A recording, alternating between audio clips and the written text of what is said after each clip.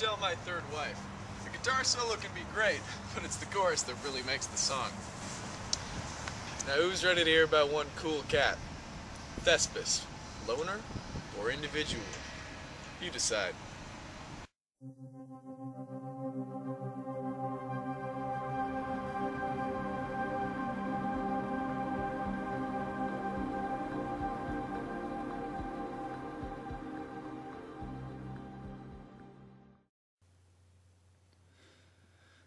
Thespis is known as the father of Greek tragedy. He was believed to have won the first ever competition in tragedy held at Athens in 534 BCE, 9 years before Aeschylus was born. Horace, a Roman poet and philosopher, said that Thespis toured Athens and other local towns with his chorus, standing on a cart or wagon and performing his plays at various festivals in Attica. The cart used by Thespis has become a staple of Thespis' image. Although this may or may not have been historically accurate, as it was customary for any chorus or playwright to stand on a cart when performing a play at a festival, and therefore may not have been specific to Thespis. It is believed that Thespis was a native of Icarus, a deme of Attica, known for the worship of Dionysus. This is where he learned the art of tragedy, reciting of Dithram. Thespis is credited with giving tragedy a new and dramatic character. Before this time, it was the leader of the chorus who recited the adventure or tale, often of Dionysus. Only the chorus leader and the chorus itself were used in plays. Thespis introduced an actor who replied to the leader of the chorus. This revolutionized acting, for before this, all tragedies were told in third-person narrative only. Thespis had created a new art form in tragedy, becoming the first actor. Masks and costumes on stage are often accredited to Thespis. It is not clear if Thespis actually used masks in plays for the first time. There are other ways that the use of masks in tragedies could have originated. They could have come from the practice of mummery in honor of Dionysus. Also, at early Dionysus festivals, the face was painted with wine and covered with leaves. The opening for the eyes was not larger than the pupil of the actor's eye. Sometimes the mask covered not only the face, but extended back and down to cover the whole head and the shoulders. Masks were used to represent any character age, sex, and condition. Some believe that the mouth of the masks were shaped to amplify the voice. However, this is doubtful. Actors in the earliest tragedies wore long, rich robes similar to those worn by the priests of Dionysus. To increase the height and importance of the principal actors, Aeschylus introduced the buskin, an elevated boot. It became one of the chief characteristics of the Greek tragic actor. The soles increased in thickness according to the status of the wearer. To balance his height, padding often was used to add bulk to the actor's stature. So that they could dance with ease, the members of the chorus did not wear these boots.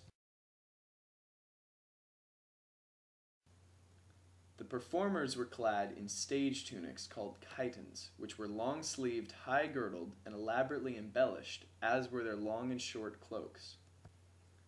Theatrical costumes were long called the robes of Thespis.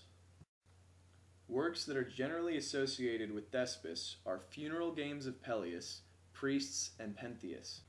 However, it is not certain that these are plays of Thespis, and they may have actually been forgeries created long after the time of Thespis. Although Thespis is credited with being the father of Greek tragedy, not very much is actually known about him, and with this lack of knowledge comes critics in both modern day and during his own time. Tradition has it that Thespis occasionally impersonated legendary or historical figures. Plutarch, in the Life of Solon, relates that Solon once confronted Thespis while he was acting. After the performance, he asked Thespis if he was not ashamed to tell so many lies before so many people. When Thespis said there was nothing wrong in saying and doing such things in entertainment, Solon hit the ground with his stick and said, "If we are so pleased with this sort of entertainment, we shall soon find it in public affairs as well." Solon appeared to be afraid that the trends Thespis was creating in acting could spread to the government sector, where respect for history and legendary characters, as well as current leaders, was very important to keeping stability. Although it is often said to be Aristotle who credited Thespis with his new additions to the art of tragedy, Aristotle never actually mentions Thespis in his Poetics. Aristotle's Poetics goes into great depth on the creation of tragedy. Does this absence of any mention of Thespis imply that Aristotle did not believe Thespis created tragedy? The first mention of Thespis was by Pseudo-Platonic in Minos, where it specifically mentions that Thespis did not create tragedy. Thespis may have been accredited with the creation of tragedy because the Greeks seem to have a need to credit things with specific human actions, like the creation of Athens by Theseus, and the idea that good laws came from Solon.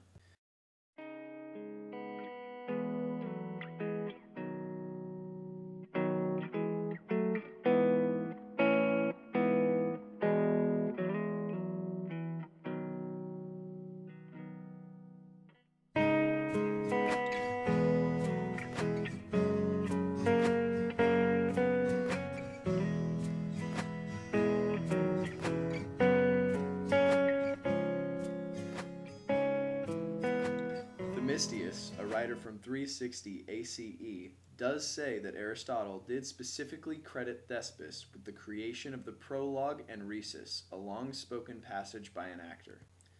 There could have been mention of this, and possibly more, on Thespis in Aristotle's now-missing work, On Poets.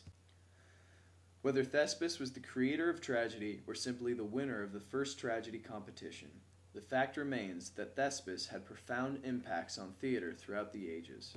This can be seen in the term thespian, a name for anyone who is associated with acting in tragedies and drama. Thespian originates from the name Thespis.